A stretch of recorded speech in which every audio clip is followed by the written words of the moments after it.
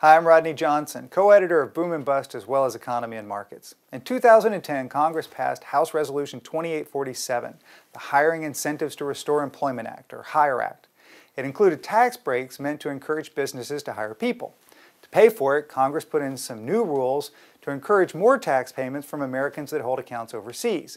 This is called the Foreign Account Tax Compliance Act, or FATCA. And that's where the problem is. The U.S. has essentially mandated every foreign financial firm report back to the IRS on accounts that are held by U.S. citizens. That's a big change. Typically, governments require reporting from their citizens, not foreign companies. How could you make them comply? Well, the U.S. has a way to make people comply and do what they want because the U.S. dollar is the currency of reserve. This allows our government to penalize foreign firms who don't comply with their tax laws by withholding some of their proceeds on unrelated transactions in the dollar, like buying or selling securities. To avoid this, foreign firms like banks, pensions, trusts, whatever, must complete this IRS documentation about their American account holders, regardless of whether or not their clients want the information released. FATCA is causing shockwaves around the world.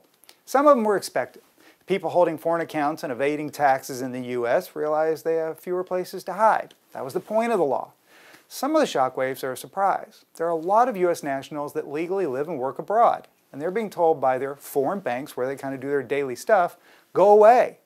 It appears many foreign financial institutions would rather close all of their U.S. national accounts than deal with the headaches of complying with the law or possibly even running afoul of the law and this whole withholding thing. That's leaving some law-abiding citizens in a lurch when they're just trying to go about their life. It's a state of chaos, really, for them. So while FATCA is probably snaring some tax cheats, as it was intended to do, it's also upending the lives of people who are kind of innocent bystanders. What FATCA is not doing and won't do is driving the collapse of the U.S. dollar by driving foreign financial firms to completely do away with their dollar dealings. The reason we know this is true, that it won't happen, is because it's not going on yet prior to July 1st when this law takes effect. Remember, FATCA was part of HIRE that was passed in 2010. For the past 4 years, foreign financial firms have been moving toward compliance, working with the IRS, figuring out what they're going to do, or simply kicking out their American account holders.